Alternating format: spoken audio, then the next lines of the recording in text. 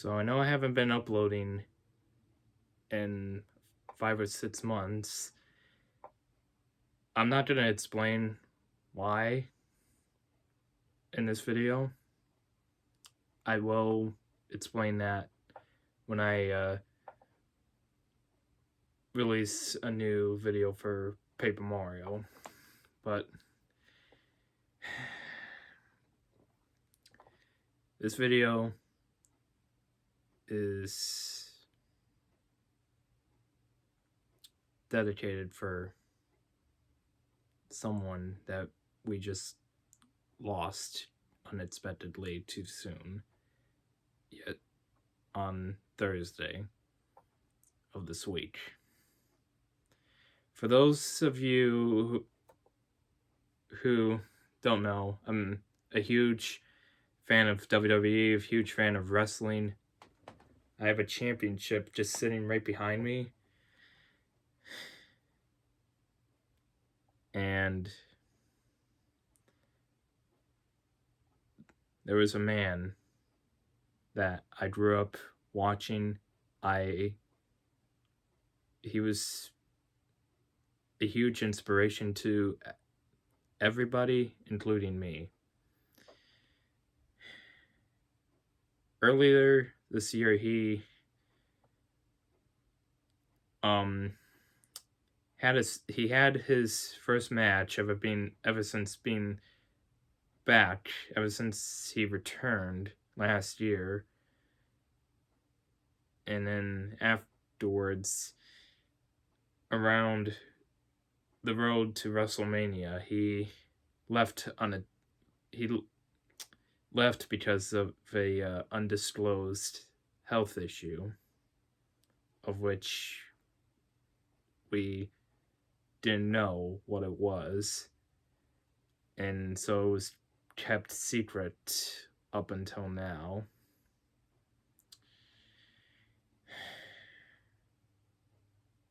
I'm really still I'm at a loss for words right now.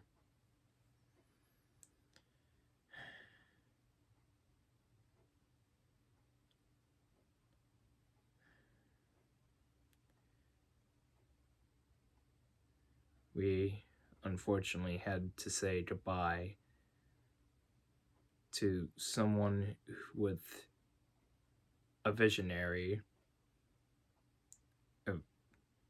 with a vision, with such a creative mind, and quite frankly, one of the best in-ring performers I grew up watching.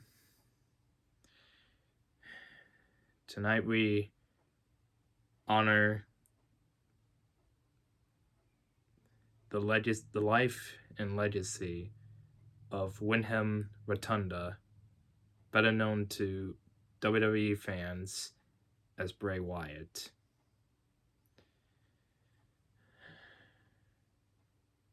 He contracted COVID earlier this year, which aggravated heart issues that Bray had, and Bray suffered a heart attack on Thursday, in which he died from that.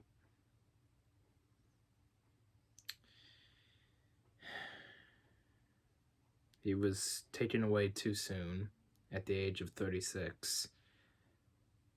I was just sitting here in my room, just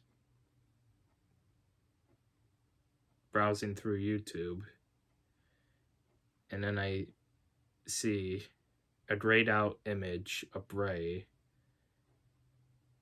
with the year of birth to the year of passing, and I immediately had to take a look and see if that was true. And unfortunately, it was true. Bray did a lot for not only just WWE, but for us. He revolutionized the sport, and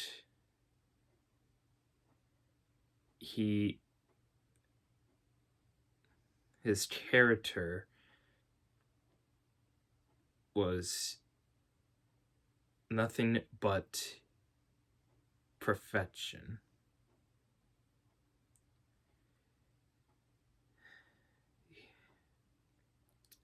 When I started watching WWE, or just wrestling in general, at the time I saw Bray Wyatt with Eric Rowan and the late great Luke Harper. Together they were the Wyatt family. And the Wyatt family was this sinister, eerie faction that pretty much took WWE by storm. And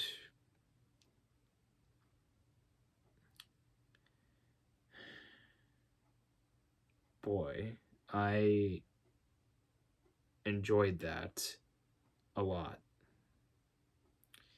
And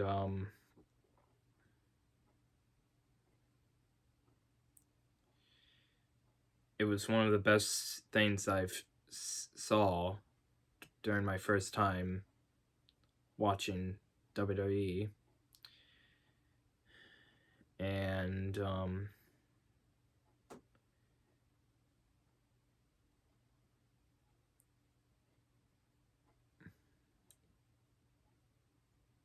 it was just perfect. It was pure perfection.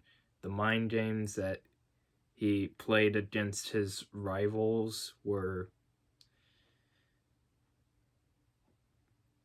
awesome. It was peak perfection, and the Wyatt family was one of the most dominant groups in sports entertainment history. And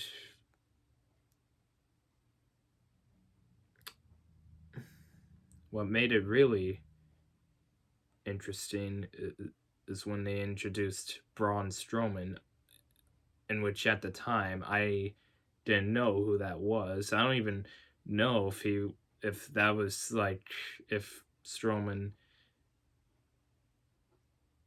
was initially on NXT before joining the Wyatt family on the main roster. But either way, I was so curious on who Strowman was, and at first this might be a little funny, but I genuinely thought Braun Strowman was Eric Rowan because of him wearing the sheep mask. But then again, Strowman had a black sheep mask, and then Rowan wore the white sheep mask. So when Strowman took off his mask, I was like, that's not Rowan. Who is that? Then it was later revealed that it was that man was Braun Strowman. Someone I pretty sure a lot of us possibly didn't know. Again, I don't know if he was in NXT. If I had to guess, probably not, because I saw nothing of that as the years went by.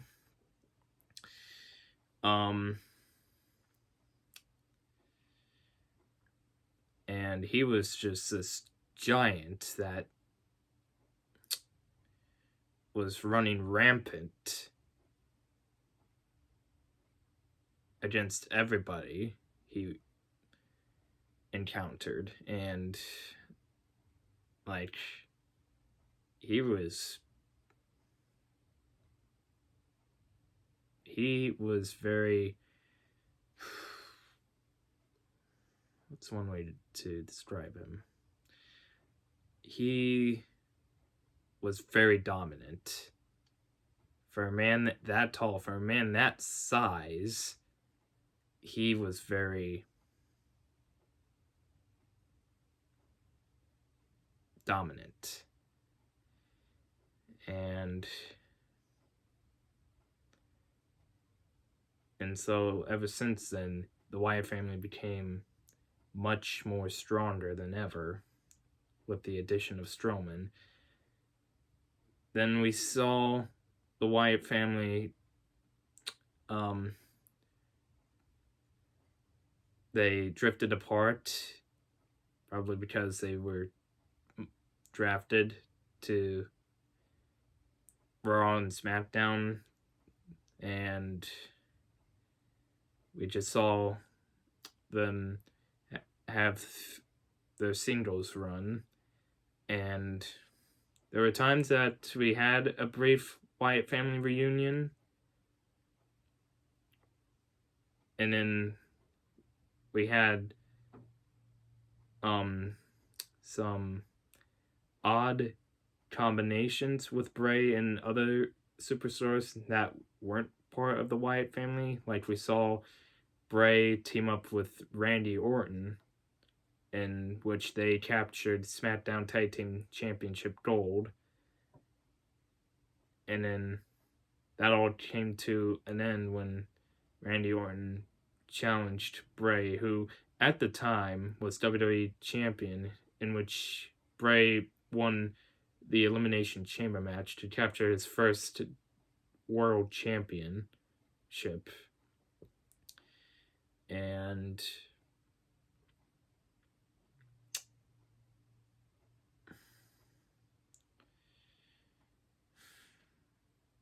yeah, that was one creepy match that occurred at WrestleMania 33. That was one really eerie, creepy match.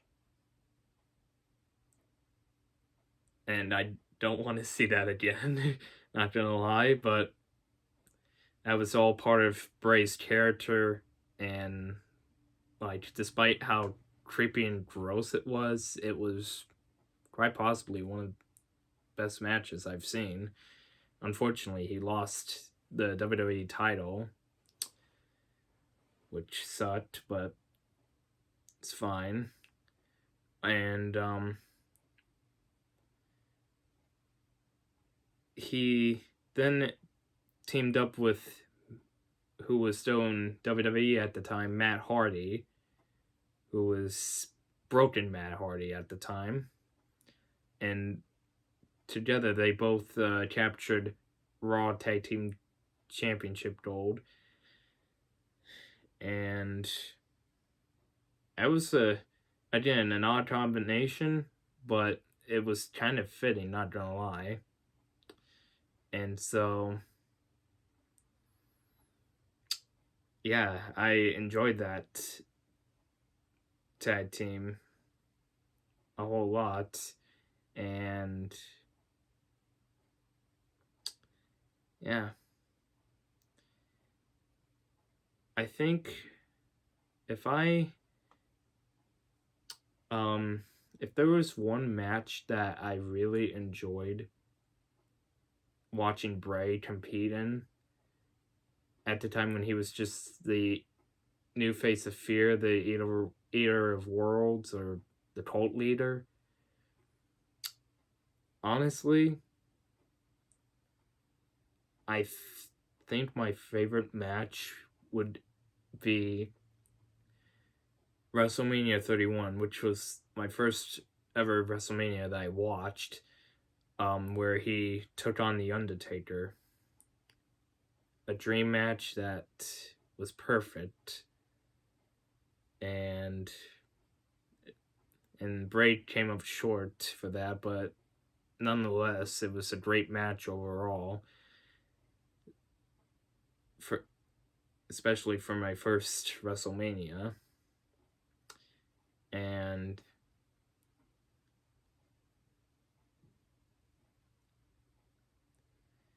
yeah. And then as time went on, around 2019, or yeah, in 2019, we haven't really seen Bray in a long while. It's like he disappeared out of nowhere without like any info. And then we started getting these weird video packages on these puppets, and I'm like, what is that? And then it wasn't until later it was part of the Firefly Funhouse, which Bray was behind those puppets, in which they were Mercy the Buzzard, Abby the Witch, and there was Rambling Rabbit. I forgot the pig's name. That's not good. I forgot the pig's name. Shoot. Nonetheless, Bray then revealed a new character, a new persona, in which he introduced us to the Fiend, which then became one of the best ever, one of the greatest of all time characters from Bray. And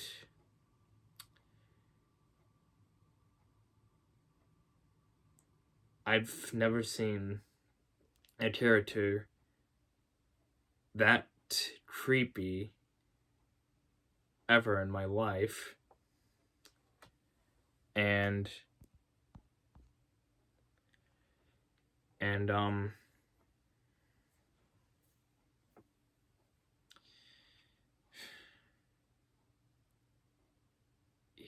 that character was amazing.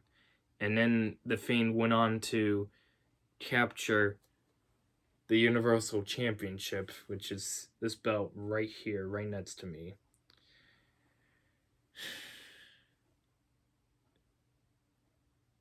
And actually, this is the belt that he won, but didn't really stick around much, because at the time he was drafted to SmackDown, in which this, originally the red color, was turned into a blue color. And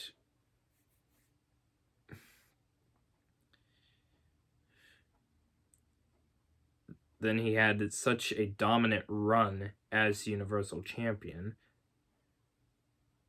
He even had a custom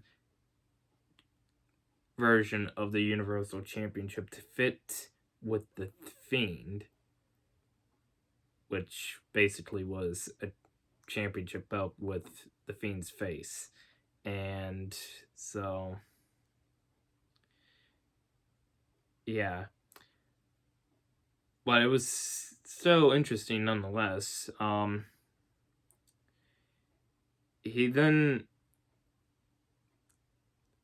then his championship run unfortunately came to an end when Hall of Famer Goldberg defeated him, which was, I will say, probably one of the worst things to have happened. But nonetheless, I feel like it was a good match, but that's just my opinion.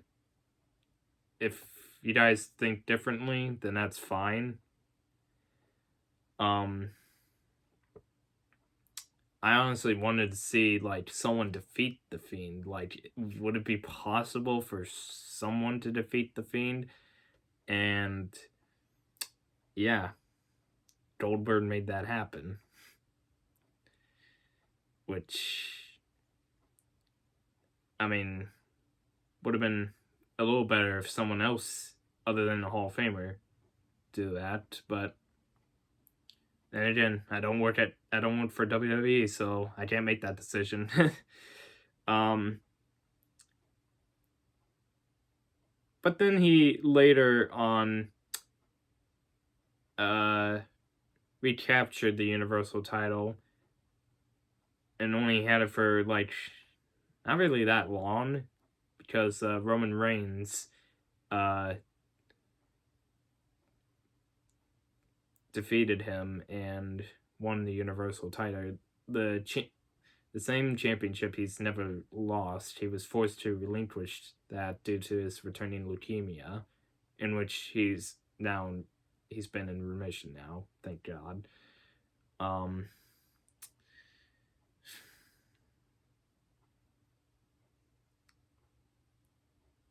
And so the Fiend had such an amazing and dominant run, and I wish it still continued, but in 2021, Bray Wyatt was in the summer of 2021, Bray Wyatt was released, which was very unfortunate, but at the time I think it was probably due to budget cuts because he was only well, I don't maybe a little bit of it had to do with budget cuts or I don't know. Because at the time it was just him that was released. No one else. It was just him. I could be wrong, but that's the only man I saw from the notification on my phone that he was released. And so that really sucked too, because like at the time he was still mourning the loss of Luke Harper, Brody Lee, and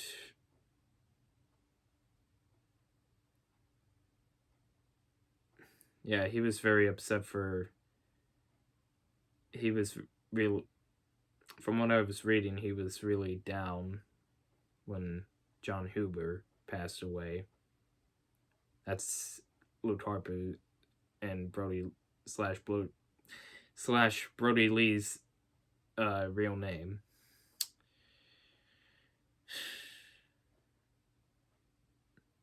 And I don't blame him. He was a close friend to Bray. And honestly, if I was Bray right there, I would feel really down. And yeah, it really sucks. And then the year 2022, we started getting these weird QR codes in which I didn't scan them. Unfortunately, I wish I did scan them. I think I ended up scanning at least one, but I mean, when the time during like a segment, if there was a QR code there, I wouldn't have been able to scan it in time because like as soon as I see it, I just sit there for a second and like, oh crap, I gotta get my phone and scan this because they kept appearing out of nowhere and people were speculating that it was Bray Wyatt. And these QR codes had like references to the Firefly Funhouse and the characters. And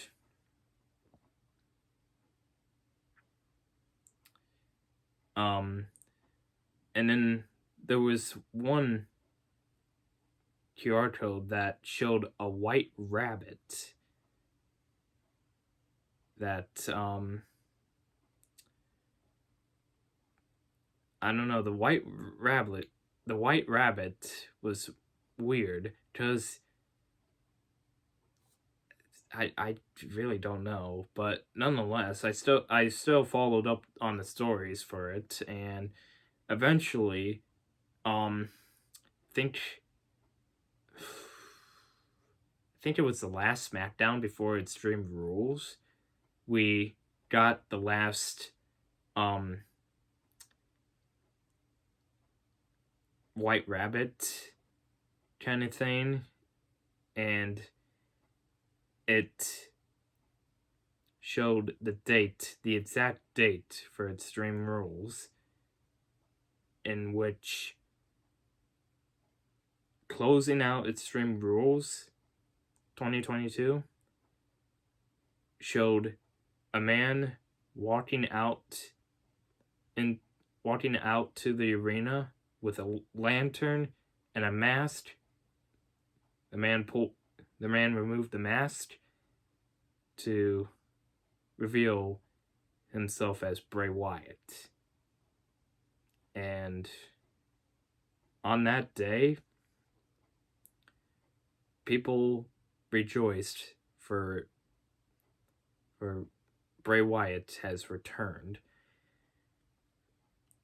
And we've been waiting and waiting and waiting for him to return to in-ring competition, in which he did this year against LA Knight in a Mountain Dew Pitch Black match, which was pretty much a no disqualification match, and I believe no, it was just a no disqualification match, and it was a weird one to say the least, but it was still okay nonetheless. And then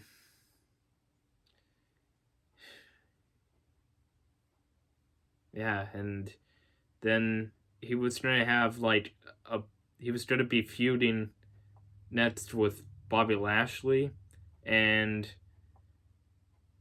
around for WrestleMania, and he then disappeared, and it was revealed that he has an undisclosed health issue, and from what I've been reading, it was a life-threatening health issue. So you can only imagine, oh, what is it? What does he have? What's going on? Is he gonna be okay? And not until recently, it appeared that he was recovering. He's successfully recovering, which was good news. Like, it was only a matter of time for him to be back in WWE.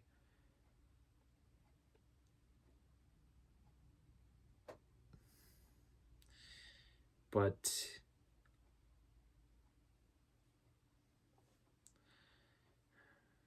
unfortunately, Thursday of this week, Triple H announced on Twitter that he was finished talking with Hall of Famer Mike Rotunda, Bray's father, and revealed the tragic news that Bray Wyatt unexpectedly passed away. And I was just so heartbroken. That one really hit me hard. And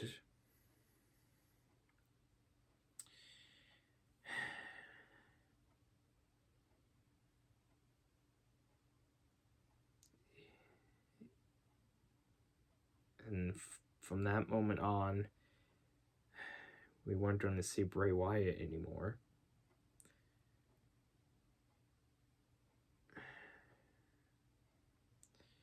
I really I'm still at a loss for words. And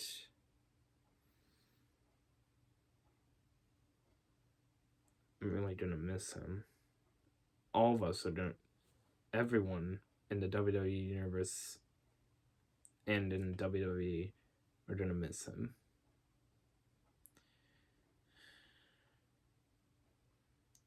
I wish I could have seen him in person, but unfortunately, I never got that chance. And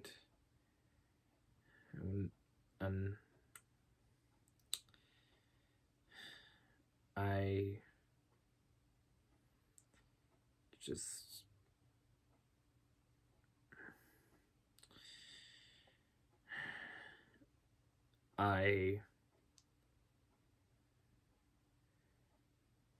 my heart, my love, my respect goes out to WWE, the Rotunda family, Bray's wife and kids, and all of his friends.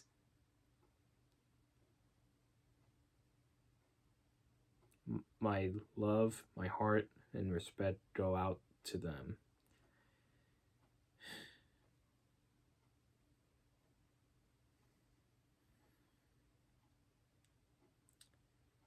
He's forever in a better place. He's no longer in any pain. He's back with his best friend, John Huber.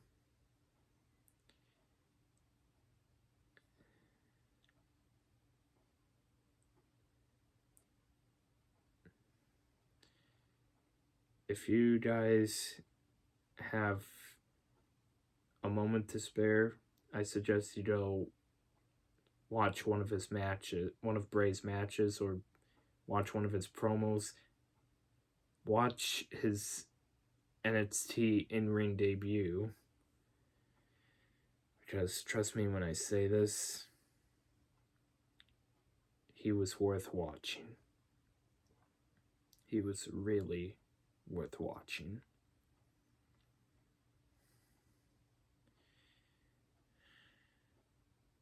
And again, my heart goes out to the WWE, his friends, his family, his wife, his kids.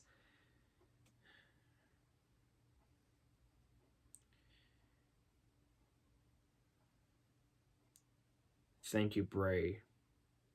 Thank you, Windham, for everything. Thank you for all of these groundbreaking moments in your life and in your career. We will forever and ever miss you.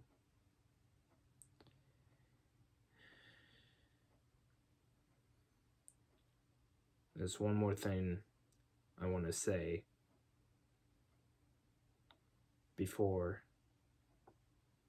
I leave. Run.